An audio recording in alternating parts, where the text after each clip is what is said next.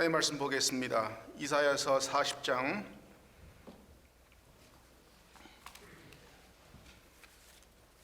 3절부터 5절입니다.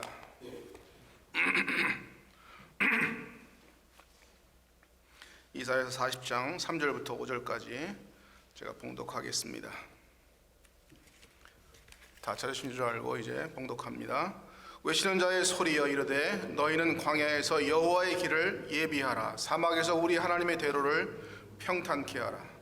골짜기마다 도두어지며 산마다 언덕마다 낮아지며 고르지 아니한 곳이 평탄하게 되며 험한 곳이 평지가 될 것이요 여호와의 영광이 나타나고 모든 육체가 그것을 함께 보리라. 이는 여호와의 입이 말씀하셨느니라. 아멘. 기도하겠습니다. 사랑의 하나님, 은혜를 감사합니다. 주께서 우리를 부르셔서 여기 왔습니다. 주 앞에 예배하며 우리의 삶을, 우리 예배를 하나님께 산제사로 드리기로 왔습니다. 주여, 우리 예배를 받아주시고 주께서 말씀해 주시며 은혜를 더해 주시기를 원합니다.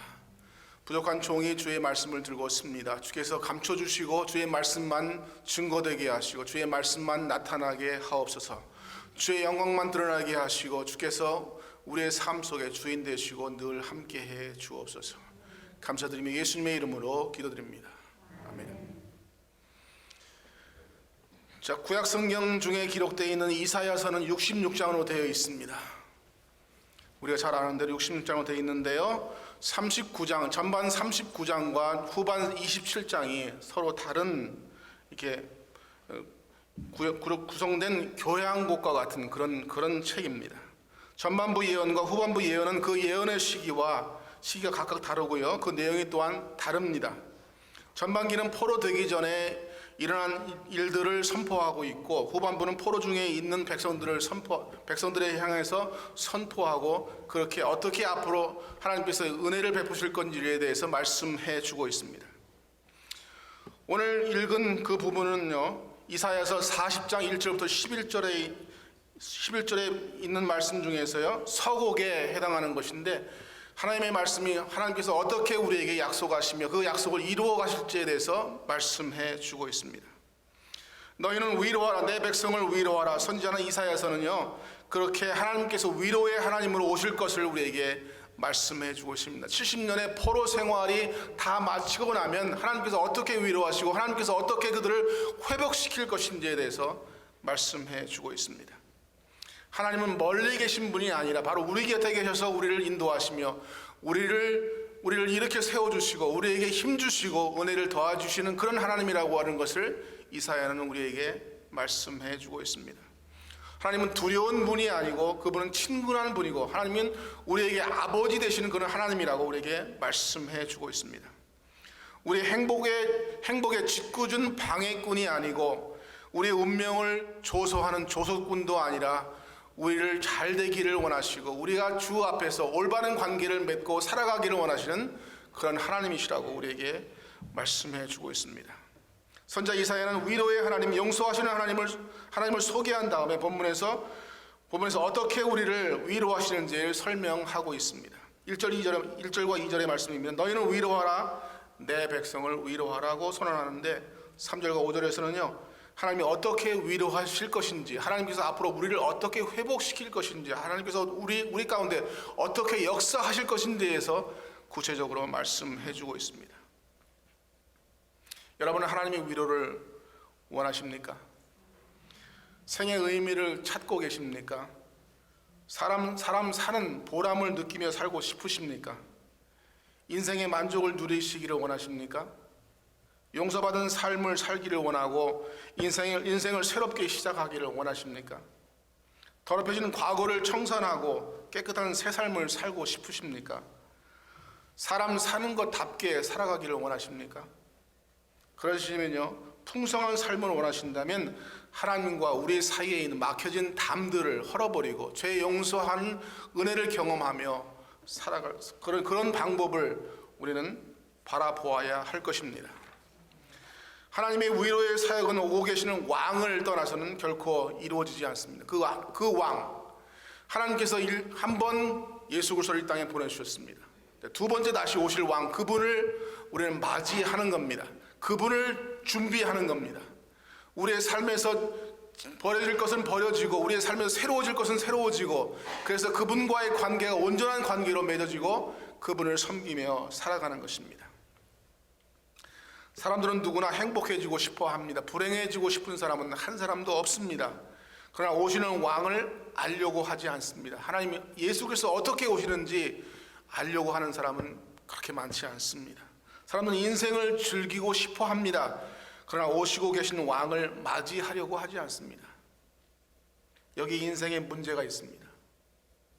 선지자 이사야의 귀에 들리는 음성의 요청은 무엇입니까? 길을 만들라라는 것입니다. 길을 만들라. 지금부터 거의 3000년 전의 상황으로 돌아가 보겠습니다. 당시 황제가 지금 길을 만들라고 포고하고 있습니다. 그 이야기를 지금 이사야는 듣고 있습니다. 왜 이런 명령을 내립니까? 3000년 전에 사람들의 삶을 한번 가만히 생각해 보십시오. 아니 3000년이 아니더라도 약 100년 전만 해도 참 어려운 삶을 살았습니다. 조선시대에 사람들이 한양으로 과거를 보러 갑니다. 그 과거를 보러 갈 때에 지방에 계신 분들이 과거를 보러 갈 때 천리길을 걸어서 올라갑니다. 집신 어깨다 메고요. 그래서 가면서 집신이 떨어지면 다른 새로운 곳으로 갈아 신고 올라가는 것이 일반적인 일이었습니다. 3000년 전에 한번 돌아가 보세요. 그때는 100년 전보다 더 열악한 환경이었습니다. 당시의 여행 방법은요, 걷든지 짐승을 타든지 아니면 마차를 이용하는 것이었습니다. 걷든지 짐승을 타는 처음 두 가지 방법만 알면 야만인이었다고 그래요. 제3의 방법인 수레를 타는 방법은요, 그때야 문명인이었다고 생각이 됐답니다. 흔히 문명 사회의 여부를 문자를 가졌는가 바퀴를 사용하고 있는가에 따라서 결정이 되었다고 합니다. 한 사회가 문명 사회인지 여부가 마차나 병거 등 바퀴를 이용한 도구 유무로 판정된다면, 그러나 아무나 마차를 타는 것은 결코 아니었습니다. 제가 함께 일하고 있는 AIM이라고 하는 선교단체가요, 120년 전에 케냐에서 사역을 시작했습니다. 지금도 이제 저희가 1년에 한 번씩 선교사들이 저희 AIM 선교사들이 수련을 하는데요, 약 250명, 300명 모여서 수련을 합니다. 케냐에 계신 분들만요. 그러면 그 중에서는 60년 전에 오셨던 분들, 젊으실 때 20대 초반에 오셨던 분, 그런 분들이 계신데 그분들이 이제 은퇴할 때가 됐습니다. 그분들이 은퇴할 때 나와서 간증을 하시는데, 우리가 올 때는 여러분처럼 비행기를 타고 온 것이 아니었습니다. 우리는 한 달씩 배를 타고 왔습니다. 그런 얘기를 들으면요, 한 달씩 배를 타고, 요즘처럼 호화 여객선이 결코 아니지 않습니까? 크루즈가 아닙니다. 그 한 달씩 오는 그 비행기 안에서 많은 사람들이 죽기도 했었고요, 어떤 사람은 추워서 떨기도 했었고요, 그런 일들이 일어났습니다. 그런 분들이 간증할 때 이제 25년 된 저로서는요, 그분들 앞에서 감히 고개를 들 수 없을 정도의 부끄러움을 느낍니다. 우리는 이제 22시간, 24시간 걸려서 비행기를 타고 가는 것도 힘들고 어렵다고 생각하는데, 한 달씩 배를 타고 오셨던 그분들 삶을 한번 상상을 한번 해보십시오. 그런 사람들의 앞에서 그분들이 이제 선교를 시작할 때 얼마나 열악했겠습니까? 지금도 열악하다고 하는데 그때는 또 얼마나 더 열악했겠습니까? 물도 별로 없었고요, 전기도 없었겠고요, 이런 모든 일들이 있었지만 그들이 그것을 견디면서 이제까지 주의 길을 예비하며 사역하고 있습니다. 왕후 장상들이나 누릴 수 있었던 호사가 바로 마차였습니다. 그런데 그 마차를 타기 위해서는요, 길을 고르게 해야 합니다. 푹 꺼진 부분들은 흙을 메꾸어서 평평하게 만들어야 되고요, 올라간 부분들은 깎아서 평평하게 만드는 작업이 바로 길을 만드는 작업입니다. 한 번도 마차가 지나가 본 적이 없는 생판 광야에 길을 마련한다고 하는 것은 쉬운 일이 결코 아니었습니다. 그러나 왕은 명령합니다. 내가 갈 길을 마련해라. 내가 갈 길을 만들어라. 내가 편하게 지나갈 수 있도록 만들어라 라고 명령하는 것이, 국민들을 전혀 생각하지 않고 자기의 편의를 위해서, 자기의 편함을 위해서 명령합니다. 그것이 세상의 제왕들이었습니다. 그때나 지금이나 권력자들은 흔히 자신의 한 번 편의를 위해서 어린 백성 수만 명을 동원시켜서 몇 달이고 몇 년이고 그 일을 시키는 겁니다. 광야의 길을, 사막의 대로를 만들려고 지금 임금이 여행하기 편하도록 지금 하는 조치입니다. 요즘 같으면 좋은 차를 타고 다닐 수 있었겠죠. 아니면 헬리콥터나 전용 비행기를 타고 갈 수도 있었을 것입니다. 그러나 그 옛날에는 스프링조차 없는 그 마차가 가장 편한 호화스러운 것이었습니다. 사치의 일부 전부였습니다. 우리는 당시에 황제들이 누릴 수 있는 사치보다도 더 훌륭한 사치를 지금 누리고 살아갑니다. 이번에 시애틀에 오면서 저희가 로체스터 뉴욕에 살고 있는데요, 8시간 걸려서 뉴욕에서 도착했습니다. 자, 8시간 타는 것도요, 아이고 이제는 허리가 아파서 못하겠네 그러는데, 자, 그때 당시에 마차를 타고 다니는 이분들이요, 얼마나 허리가 아프고 얼마나 괴로웠겠습니까? 자, 그럼에도 불구하고 자기의 편함을 위해서 길을 만들려고 하는 겁니다. 없는 길을 새로 만들고 높은 언덕을 낮추고 깊은 골짜기를 메우다 보니 애꿎은 백성들만 고생했습니다. 굽은 길을 곧게 하고 울퉁불퉁한 길은 반듯하게 만들려고 재촉합니다. 거창한 토목공사가 끝나면요, 드디어 황제가 행차를 합니다. 여러분 그 사극 잘 많이 보셨죠? 사극 보시면 어떻던가요? 엎드려라! 에이 엎드려라! 그러면 모든 국민들이 다 엎드리는 겁니다. 눈을 제대로 뜰 수도 없습니다. 눈을 떴다가는 큰일 나죠. 너나 할 것 없이 길 옆에서 물러나서 그 장엄한 행렬을 보려고 훔쳐보고 즐거워합니다. 그럼 지나가는 황제를 고개 꼿꼿이 들고 쳐다볼 수 있는 사람은 아무도 없었습니다. 물러거라 아니면 엎드려라라고 하는 명령이 나면 모두가 엎드려서 그 광경을 쳐다봅니다. 그리고 지나간 다음에 먼지 폴폴 나는 그 뒷모습만 바라봅니다. 그리고는 자손 대대로 자랑을 합니다. 야, 내가 그래도 왕 뒷모습이라도 봤다. 저희가 키시에서 사역을 할 때요, 대통령이 와서 그 초등학교를 봉헌을 했습니다. 대통령이 온다고 하니까 군수가 난리가 났어요. 이제 새로운 길을 닦아야 되잖아요. 대통령이 지나갈 때 울퉁불퉁한 길로 갈 수 없지 않습니까? 저희 학교 바로 앞에 길이 굉장히 험했어요. 차가 제대로 들어갈 수 없는 그런 길이었습니다. 군수가 연락을 받고는 그 길을 닦습니다. 덕분에 저희 학교가 이 유익을 받죠. 길을 딱 닦아 놓으니까 이제 대통령이 출동했습니다. 그리고 이 대통령은 그랬대요. 한번 어디를 출장 가면 길이 나쁘면 여기 길이 왜 이렇게 나빠? 그러면 그 다음 날로 이제 길을 고치기 시작합니다. 자, 그만큼 위험이 있고 위력이 있는 분이었었는데요. 대통령도 그랬는데 심지어 왕들은 어떻게 했겠습니까? 왕이 한번 명령을 내리면 그것은 끝입니다. 그러니까 그만큼 위력이 있는 분들이 이제 왕들인데요. 그래서 길을 닦아 놓으면 그것을 지나가는 것이 왕의 일들이었습니다. 자, 이렇게 길 닦는 일만 계속할 것이 아니라 이제 메시지는 무엇을 우리에게 의미하고 있습니까? 포로된 백성을 구출하려고 오는 한 왕을 한번 생각해 보십시오. 그냥 지나가는 행차하는 것만이 아니라 포로된 백성들을, 억압에 눌린 백성들을, 소망이 없는 백성들을, 아무런 일도 할 수 없는 백성들을 위해서 구출하려고 오는 한 왕, 여러분을 위한 왕, 여러분을 대동하고 하늘나라에 영원히 살겠다고 오시는 그 왕을 한번 가만히 생각해 보십시오. 포로된 백성을 구출하러 오는 한 임금에 대한 약속으로 이해할 수 있습니다.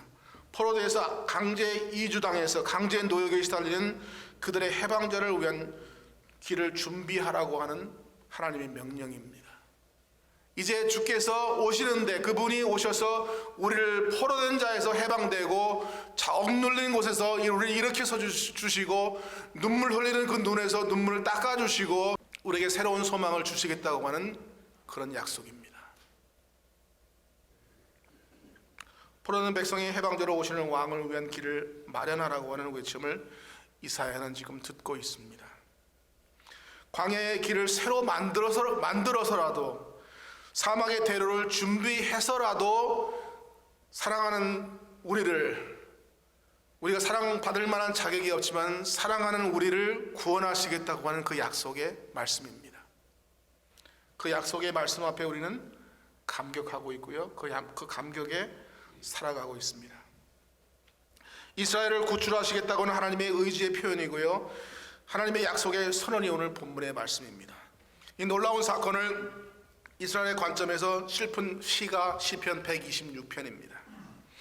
꿈꾸는 것 같은 해방의 약속이 실현되기 위한 새 길이 지금 열려지고 있습니다. 마치 광야의 새 길을 만들듯이 사막의 대로를 뚫듯이 모든 난관을 극복해야만 합니다. 이스라엘 석방에 관한 포고가 전달된 만큼 어떤 난관도 뚫고서라도 성취되리라고 하는 약속의 말씀입니다. 해방자, 구속자로서 오시는 한 임금을 위한 길을 좀 예비하라고 말씀하고 있습니다.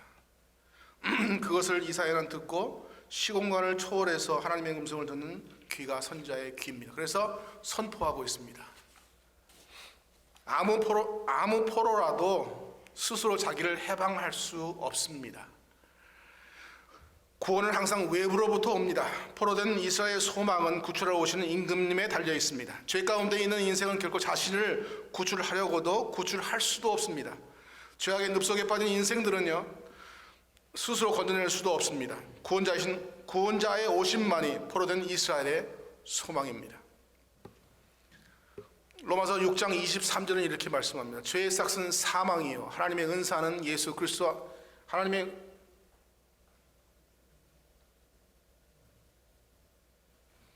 헷갈리네요. 하나님의 은사는 그렇죠? 예수 그리스도 우리 영생이니라. 자, 죄의 삭은 사망입니다. 우리는 다 죄를 지었습니다. 한두 가지 죄가 아니라 수많은 죄를 지었습니다. 자, 한 번 죄를 지으면 예수 그리스도를 믿지 않는 죄가 가장 큰 죄인데 그 죄를 짓는 우리에게는 영원한 소망이 아니라 영원한 형벌이 기다리고 있습니다. 우리는 예수를 믿지만요. 예수 믿지 않는 사람들에게는 영원한 형벌이 기다리고 있는데 그 영원한 형벌에서 우리를 구원하시기 위해서 예수 그리스도께서 2000년 전에 오셨습니다. 자, 2000년 전에 오실 때 예수께서 오시기 전에 바로 나타난 분이 누구냐면 세례 요한이라고 하는 사람이었습니다. 그가 광야에서 외칩니다. 천국이 가까웠다. 회개하고 복음을 믿으라라고 이야기합니다. 그것이 예수 그리스도의 길을 예비하는 것이었습니다. 그래서 수많은 사람들이 그 예수 그리스도를 영접할 마음의 준비를 하고 예수께서 오셨을 때 예수를 믿고 그분을 영접합니다. 자, 우리의 삶에서 우리 스스로 구원할 수 없었던, 우리 스스로 해결할 수 없었던 이 문제를 예수 그리스도께서 해결하시기 위해서 오시는데 그 앞에 우리에게 말씀합니다. 주께서 오실 길을 예비하라, 평탄케 하라라고 말씀을 하고 있습니다. 자, 이스라엘 역사 가운데 오늘 본문은 성취되었습니다. 옛적 애굽을 홍해에 엎은 애굽 사람들 홍해에 엎은 그 일은 더 이상 논할 필요가 없을 정도로 큰 일을, 새로운 일을 주께서 지금 행하시고 계십니다. 광야에 새길을 내듯이 예기치 못한 곳에서 상상치 못한 방법으로 아수르를 패망케 하고 고레스를 통해서 해방을 이루셨습니다. 그래서 포로된 지 70년 만에 이스라엘 백성들이 다시 본국으로 돌아오게 되었습니다. 바벨론 포로된 이스라엘 해방을 위한 해방자 고레스를 보내셔서 성취케 하셨습니다. 날로 강성에 가던 바벨론 제국이 하룻밤에 망하고 맙니다. 나는 여호와라. 나 외에 구원자가 없느니라. 과연 태초부터 나는 그니 내 손을 능히 건질 자가 없도다. 나는 행하리니 누가 막으리요. 너희의 구속자여 이스라엘 거룩한 자 여호와가 말하노라. 너희를 위하여 내가 바벨론의 군대를 보내어 모든 갈대아 사람으로 자기들이 연락하던 배를 타고 도망하여 내려가게 하리라라고 이사야서 43장 15절부터 21절까지는 말씀하고 있습니다. 하나님께서 이루시고자 하면, 하나님께서 계획하시면, 하나님께서 성취하시고자 하면 누구도 막을 수가 없고요. 하나님께서 한번 계획하시면 그 일을 반드시 이루신다고 말씀하고 있습니다. 이러한 일반 역사 속뿐만 아니라 구속사적 속에서도 본문의 의미를 살펴볼 수 있습니다.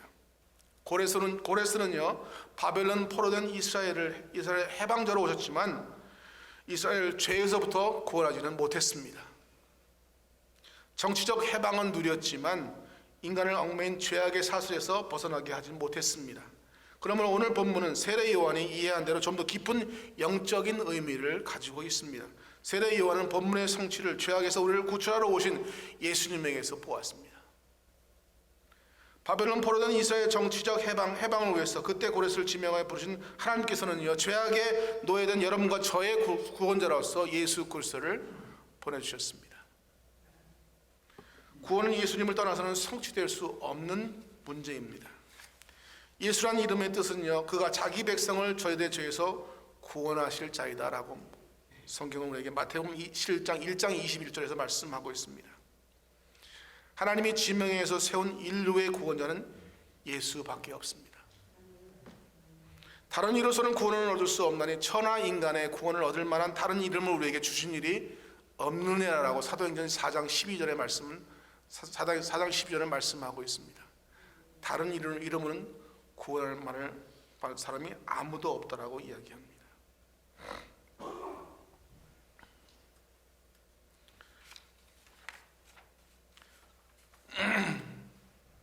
예수 그리스도를 믿으라고 하면 예수밖에 구원자가 없다고 이야기하면 사람들이 웃습니다. 어떻게 그렇게 미련한 일들을 하느냐고 이야기합니다. 왜 그렇게 고지식하게 예수밖에 없다고 이야기하느냐고 이야기합니다. 그러나 우리는 성경으로 돌아가서 하나님께서 예수 그리스도께서 말씀하시기를 나는 길이요 진리요 생명이니 나로 말미암지 않고는 아버지께 올 자가 없다라고 선언하셨습니다. 그 예수밖에 구원하실 분이 없습니다. 하나님의 구원 소식은 인간의 생각을 초월한 이야기입니다. 착한 사람이 되라고 하는 격려의 교훈이 아닙니다. 양심을 따라 살라고 하는 도덕적 충고도 결코 아닙니다. 도덕적 양심을 가미한 철학의 가르침도 아닙니다. 역사의 어떤 것도 비교할 수 없는 하나님의 선언입니다. 그런 사건이기 때문에 광야의 세기를 닦는 것과 같은 그런 외침이었습니다. 하나님의 아들이 이 세상에 오신 사건은 역사상 초유의 사건이고요, 유일한 사건이었습니다. 때가 참에 하나님이 정한 기한이 되매 하나님이 정한 그 여자에게서 나게 하시고 율법 아래 나게 하신 것은 율법 아래에 있는 자들을 속량하시고 우리로 아들의 명분을 얻게 하려 함이라 라고 말씀합니다. 복된 하나님의 아들이 세상에 오신 것은 율법의 저주 아래에 있는 여러분과 제가 하나님의 아들이 되게 하시기 위함이었습니다. 하나님의 아들이 사람의 아들이 되신 것은 사람의 아들로 하여금 하나님의 아들들이 되게 하시기 위함이었습니다. 여러분과 저는 사람의 아들, 딸로서 세상에 살면서 죄악을 먹고 마시는 그런 존재였습니다. 그런데 하나님께서 하나님의 아들을 인간의 모습으로 이 땅에 오게 하시고 그분으로 하여금 우리 연약한 모든 것을 짊어지게 하시고 우리 대신 우리 자리에서 십자가에서 죽으시게 하셨습니다. 그 사건을 통해서 우리는 하나님께 나아가는 길을 얻게 되고 구원의 영광을 얻게 되고 그분의 아들, 딸로서 이 세상에 살아가고 있습니다.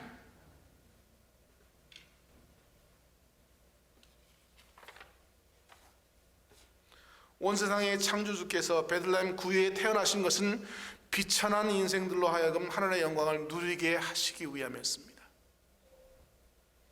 저는 이 은혜를 받을 자격이 결코 없습니다. 그러나 주께서 일절 참으심으로 그 은혜를 저에게 경험케 하셨고 여러분에게 경험케 하셨습니다.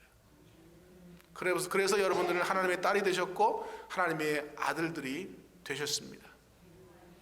그 구원의 감격 때문에 우리는 살아가고 있고 그 구원의 감격으로 말미암아 우리의 길을 준비하며 예수 그리스도께서 두 번째 다시 오실 길을 준비하고 맞을 준비를 하고 있습니다.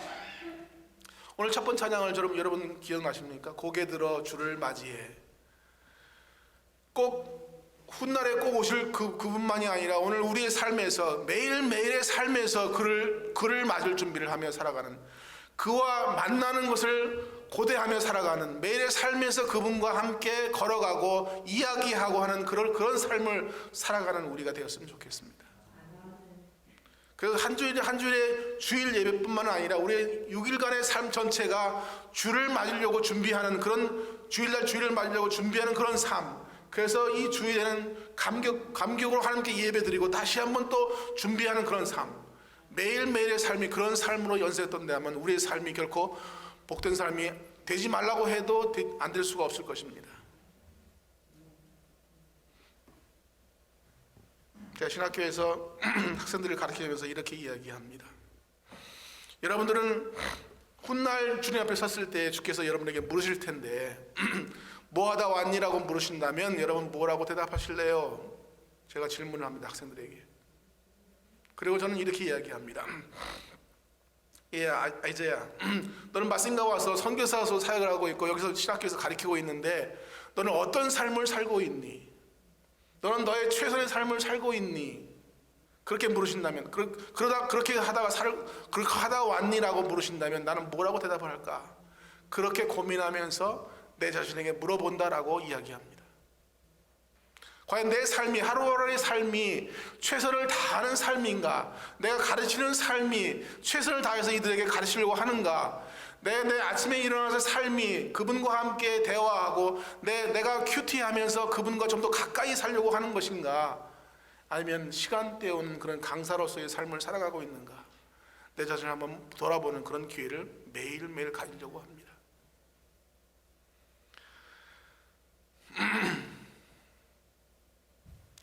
하나님은 하늘에서 죄의 용서를 통보하는 대신에 세상에 오셔서 자신을 죄물로 내어놓는 것을 그 길 외에는 다른 구원할 수 있는 길이 없다고 생각했기 때문에 그분 아들을, 하나밖에 없는 아들을 이 땅에 보내셨습니다.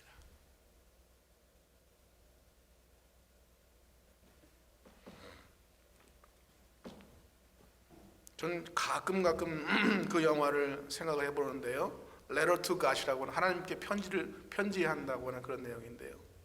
8살 먹은 아이가 암에 걸렸습니다. 죽습니다. 이제 곧 죽습니다. 근데 그 엄마가 굉장히 아들을 사랑했어요. 근데 그 아들이 엄마에게 묻습니다. 엄마는 나를 얼마나 사랑해요? 나는 엄마를 이만큼 사랑해요. 그러면서 뒤에 와서 엄마를 꼭 끼워안았습니다. 근데 엄마가 아들이 묻습니다. 엄마에게 엄마는 나를 얼마나 사랑해요? 그랬더니 엄마가 하는 말이 난 요만큼 사랑한다 그래요. 이 아들이 죽어가는 아들이요 너무 깜짝 놀라고 엄마는 요만큼 나를 사랑해, 나는 엄마를 이만큼 사랑하는데, 그러면서 꽉 또 껴안습니다. 그러니까 엄마가 하는 말이 나는 요만큼 사랑한다 그래요. 그러니까 엄마가 이제 설명을 합니다. 얘야, 나는 너를 요만큼 사랑하는데 여기서부터 시작해서 이렇게 돌아서 지구를 돌아서 요만큼 사랑한다. 요만큼, 여기서 요만큼이 아니라요, 여기서부터 지구를 한 바퀴 돌아서 요만큼 사랑한다는 겁니다. 자, 하나님이 여러분을 사랑하실 때 얼마만큼 사랑하셨을까요? 엄마가 요만큼 사랑한 것보다 더 많이, 더 크게 지구를 다 주고도 내놓을 수 없는 그런 사랑을 여러분을 위해서 사랑하셨습니다.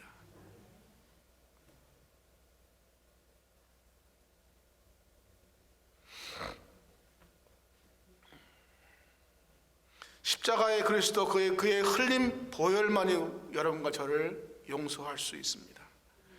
이 십자가상의 사건을 내다보시고 그 보혈로 근거해서 하나님 우리에게 선언합니다. 그 모든 죄를 인하여 여호와의 손에서 배나 받았느니라 라고 말씀합니다. 하나님은 거룩하신 분입니다. 잘못된 것을, 죄악된 것을 적당히 눈 감아주시는 분이 아닙니다. 여러분 다 운전을 하실 텐데요, 운전하시면서 티켓 안 받아보신 분 없으시죠?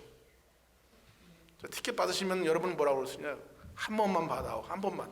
Look at me one time. Today sorry, tomorrow no sorry. 그렇죠? 자, 한 번만 봐주세요. 그럼 다시는 안 그럴게요. 자, 그럼 적당히 지금 잘못했으면 받아야죠. 티켓을 받아갖고 벌금을 내야죠. 그런데도 불구하고 우리는 적당히 한 번만, 한 번만 용서해달라고 하고 넘어가달라고 합니다. 자, 우리 잘못된 그 죄악된 속의 삶을 사는 우리는 그런 삶을 적당히 타협하고 적당히 살아가려고 합니다. 그런데 하나님 앞에서는 적당히 타협하며 넘어갈 일이 없습니다. 반드시 갚아야 합니다. 죄의 싹은 사망이라고 선언하신 하나님께서는요, 죄를 지었으면 그것에 대한 형벌을 받아야 합니다. 근데 형벌 받을 사람이 마땅히 이 땅에 없습니다. 아무도 없습니다. 그래서 하나님의 독생자 아들을 이 땅에 죄 없는 그분을 이 땅에 보내주셔서 죄 있게 하시고 그분을 죽이셨습니다. 우리는 죄인이기 때문에 적당히 넘어가는 일에 참 익숙해 있습니다. 절대 죄인이기 때문에 절대 거룩한 하나님을 이해할 수 없습니다. 죄에 대한 응분의 처벌을 부르짖는 하나님의 성품을 이해하기가 참 어렵습니다. 우리를 구원하시기 위해서 왕이 오시고 있다는 소식이 이사야서 40장 3절 이하의 메시지입니다. 오늘 여러분은 왕 되신 주님을 영접하시렵니까? 그렇다면 황폐된 삶의 자리에서 일어나십시오. 그래서 새 길을 마련하십시오. 그분을 맞을 준비를 하십시오. 그분이 언제 오실지 잘 모릅니다. 오늘 오실지 내일 오실지. 2002년도에 저희가 학교를 봉헌하면서 대통령을 모시고 봉헌 예배를 드리려고 했는데 이분이 언제 오실지를 말씀을 안 하시는 거예요. 오시기 전 일주일 전에 말씀하시더라고요. 근데 몇 시에 오신다는 말씀이 없습니다. 아침에 오실지 오후에 오실지 아무도 몰라요. 그분만이 아십니다. 꼭 주님이 오시는 것 같아요. 꼭 그분만이 아세요. 그래서 아침부터 나가서 기다려야 되지 않습니까? 아침도 쫄쫄 굶고 나가서 기다렸습니다. 이제나 오실까 저제나 오실까 기다리다가 점심까지 굶었습니다. 그런데 2시가 좀 넘어서 오신 거예요. 그래서 그것을 보면서 생각을 해봤습니다. 야, 주님께서 오실 때도 이렇게 오실 줄 아는 걸 어떻게 알겠냐. 도적같이 오신다고 했는데 참 언제나 깨어서 기다려야 하는데 우리는 그렇지 못하는 것이 너무나 참 안타깝습니다. 깨어있지 못하고 늘 우리는 잠자는 것 같은 비몽사몽간에 우리는 살아가고 있을 때가 너무 많습니다.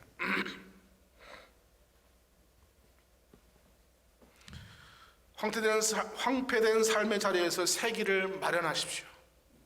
주님 오실 것을 준비할 수 있기를 바랍니다. 여러분 때문에 사람이 사는 것 같은 그런 곳이 될 수 있기를 바랍니다.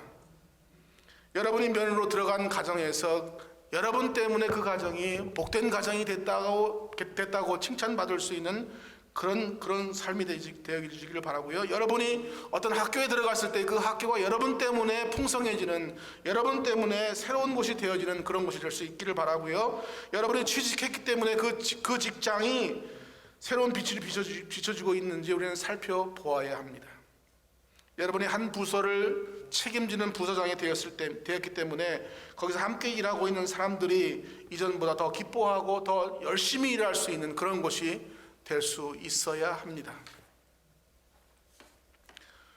고린도전서 10장 32절의 말씀이 이렇게 말씀합니다. 유대인에게나 헬라인에게나 하나님의 교회에나 거치는 자가 되지 말라라고 말씀합니다. 거치는 자가 되지 말라. 돌뿌리가 돼서 거기서 걸려서 넘어지는 그런 사람이 아니라 오히려 그 길을 평탄케 해서 사람들로 하여금 그 길을 지나갈 때에 편안하게 지나갈 수 있는, 나로 인해서 예수 그리스도 오는 길에 걸림돌이 되지 않고 나로 인해서 예수 그리스도 가는 길이 오히려 평탄한 길이 돼서 그분을 잘 만날 수 있는 길을 마련하는 것이 바로 여러분과 저의 삶이 되어야 합니다. 너희는 광야에서 새로운 여호와의 길을 예비하라. 너희는 광야에서 여호와의 길을 예비하라. 사막에서 우리 하나님의 대로를 평탄케 하라. 골짜기마다 도두지며 산마다 작은 산마다 낮아지며 고르지 않은 곳이 평탄하게 되며 험한 곳이 평지가 될 것이다. 여러분과 저를 통해서 길들이 닦아지고 예수께서 오실 것이 더 당겨질 수 있기를 바랍니다. 자, 그 길이 다 만들어지면 그때서 주님이 오십니다. 마태복음 24장 14절의 말씀이 이렇게 말씀합니다. 이 천국 복음이 모든 민족에게 증거되기 위하여 온 세상에 전파되리니 그제야 끝이 오리라. 지난주인가요? 2주 전인가요? 인터넷 페이스북을 보다가 이런 기사를 발견했습니다. 이 세상에 지구상에 많은 민족들이 있는데 언어들이 있고요. 그런데 아직도 약 7,000개, 6,000개 정도는 7,000개 정도가 아직도 이 성경으로 번역이 되지 않았답니다. 그래서 그분들이 복음을 듣지 못하고 예수 그리스도가 누군지도 알지도 못하고 지금도 죽어가고 있다고 하는 사실입니다.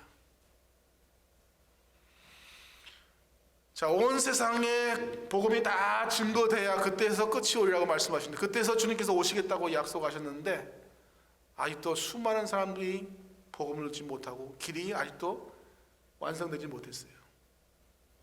주님은 그때까지 지금 기다리고 계신 것 같아요.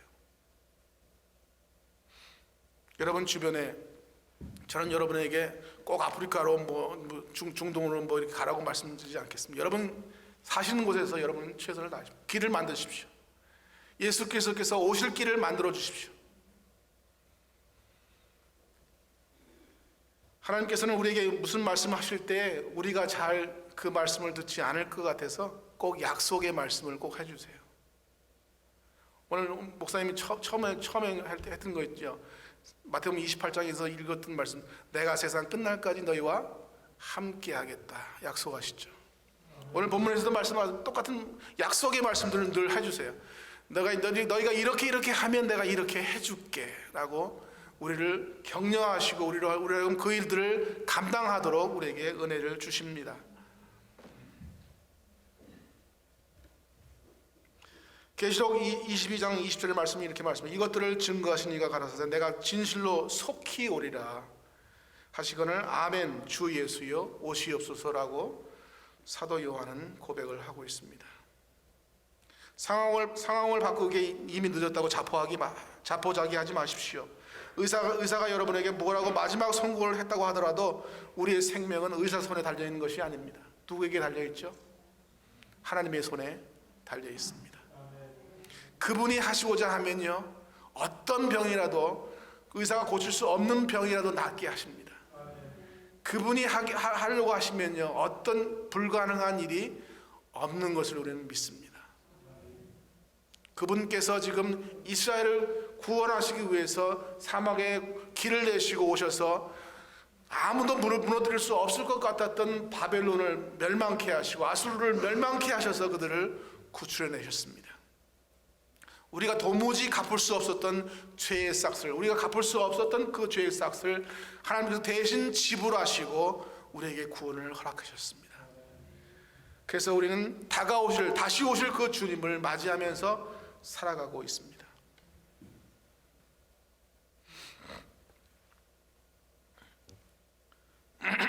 자기의 생각에 귀를 기울이는 대신에 남이 뭐라고 하는 것에 귀를 기울이는 대신에 광야에서 외치는 자의 소리를 듣고 그분 앞에 순종하는 겁니다. 전능하신 자 구원의 주가 오고 계십니다. 용기를 가지십시오. 하나님이 여러분의 인생을 새롭게 하실 것입니다. 하나님이 여러분의 인생의 그 영광을 비추어 주실 것입니다. 여러분 가운데 교만한 마음으로 하나님의 구원 방법을 귓전에 두고 계신 분이 혹시 계십니까? 모든 교만한 인생의 마음을 낮아져야 합니다. 그분 앞에 겸손하게 우리의 모습으로 나아가야 할 것입니다. 우뚝 솟은 산봉우리처럼 교만한 인생은 겸손해져야 합니다. 스스로 높아진 인생의 마음은 낮추어져야 합니다. 하나님의 거룩하신 법 아래 정죄된 자신을 우리는 살펴보십시오. 그렇다고 좌절하지는 마십시오. 잘난 것처럼 내세우는 모든 것이 하나님의 눈앞에서는요 더러운 누더기에 불과하기 때문입니다. 내세울 만한 것도 우리 아무것도 아닌 것을 우리는 기억해야 할 것입니다. 이제 말씀을 맺습니다. 절망 가운데 사는 사람들은요 하나님을 신뢰하십시오. 그분만을 신뢰하십시오. 그분만이 우리의 구원입니다. 하나님을 늘 바라보시기 바랍니다. 교만 가운데 사는 사람들은 하나님 앞에 겸손해져야 합니다. 세상에 오셨던 그분은 다시 오고 계십니다. 처음 세상에 오셨던 분이요. 처음에 예수님이 오실 때는 죄 가운데 있는 우리를 구원하시기로 오셨지만 이제 두 번째 오실 그분은요 죄를 심판하려고 오십니다. 그래서 믿는 자는 영생으로, 믿지 않는 자는 영벌에 처하기 위해서 오십니다. 그러나 그분을 맞을 준비를 우리는 해야 할 것입니다.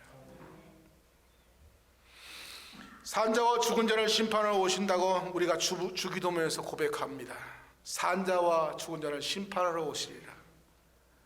죄인을 구원하시려 오신 그분께서 다시 오십니다. 죄인을 심판하러 오시는 시간이 점점 다가오고 있습니다. 여러분 오시고 계시는 그분의 길을 평탄케 하는 삶을 살고 계십니까? 아니면 아직도 그 길에서 걸림돌 노릇을 하고 계십니까? 여러분이 누구든지 간에, 여러분이 어떤 분이시든 간에 새 길을 마련하시기 바랍니다. 여러분 개인적인 삶에서 새로운 길을 마련하시고요, 우리 옆에 있는 새로운 사람들이, 안 믿는 사람들이 예수 그리스도를 볼 수 있는 새 길을 마련하시기를 바랍니다. 길을 예비하라고 주님은 우리에게 명령하고 계십니다. 절망 가운데 사는 분은 하나님을 의뢰하십시오. 교만 가운데 사는 분은 겸손히 주님 앞에 무릎을 꿇을 수 있기를 바랍니다. 지난번에 와서 제가 말씀을 드리는 것 같은데 저희가 이제 들어가게 되면 선교사 훈련원을 좀 빨리 이제 시작하려고 합니다. 그래서 복음을 전혀 들어보지 못하는 사람들에게 선교사들을 파송하고 그곳에 복음을 증거해서 주의 오실 길을 마련하려고 합니다. 지금 주님께서 우리에게 자꾸 그런 말씀을 더 강조하고 계시는 것 같아요. 선교사가 저희 선배 선교사들 보면 70까지 사역하신 분들 많이, 물론 외국인들, 서양인들인데요. 외국인들이기 때문에 더 건강해서 사역하신지는 모르겠어요. 더 고기를 잘 잡수시고 그래서 그런지 모르겠습니다만 동양 사람들은 아무래도 좀 약하지 않습니까? 그래서 언제까지 제가 사역을 할지는 몰라요. 저도 몰라요. 그러나 주님께서 있으라고 할 때까지, 그때까지 최선을 다하려고 그래요. 그리고는 그런 모든 것을 결과는 주님께 맡기려고 합니다. 그래서 그러나 우리의 마음이 참 바빠요. 우리가 마냥 사는 거 아니지 않습니까? 그러니까 우리의 마음이 바빠서 좀 빨리빨리 좀 했으면 좋겠다고 하는 그런 마음이 자꾸 드는데, 그래서 주님께서 주시는 그 힘으로 열심히 주의 길을 준비하고 그분께서 빨리 오실 그런 길들을 준비하며 살려고 하며, 그래서 들어가자마자 그 일을 빨리 감당했으면 좋겠습니다. 그래서 여러분께서 기도하실 때 선교사 훈련원이 빨리 시작할 수 있도록 적극적으로 좀 기도를 해 주십시오. 그래서 훈련하고 보내고 같이 가서 정말 힘들고 어려운 모슬림들에게 복음을 증거하고 한 영혼이라도 구원해낼 수 있는 그런 은혜가 우리를 통해서도 이루어질 수 있기를 바랍니다.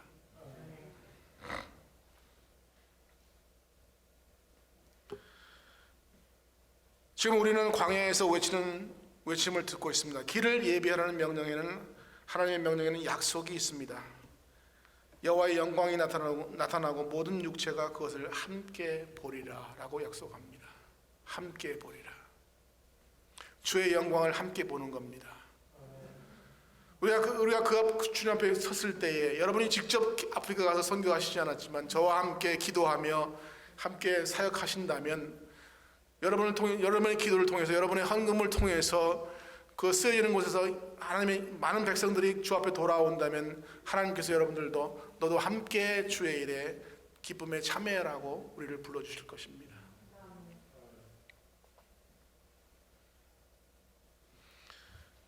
여호와의 영광이 나타나고 모든 육체가 그것을 함께 보고 그 하나님 앞에 우리는 영광을 돌리는 삶을 살고, 그 앞에 섰을 때 주께서 우리에게 말씀하시기를 적은 일에 충성했음에 내 주인의 즐거움에 참여하라고 주님께서 우리를 불러주실 것입니다. 그렇다면 모든 인생의 하나님의 영광을 볼 수 있는 날들이 빨리 다가오도록 우리의 삶을 주님 앞에 드릴 수 있기를 바랍니다.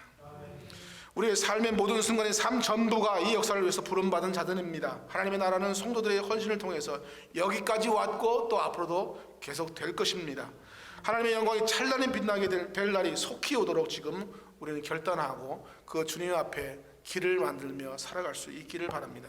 주의 나라를 위해서 최선의 삶을 사는 여러분 되셔서 하나님께서 준비해 놓으신, 하나님의 약속하신 약속의 말씀들이 여러분 삶 속에 풍성하게 이루어지도록 지기를 주의 이름으로 축원합니다. 기도하겠습니다.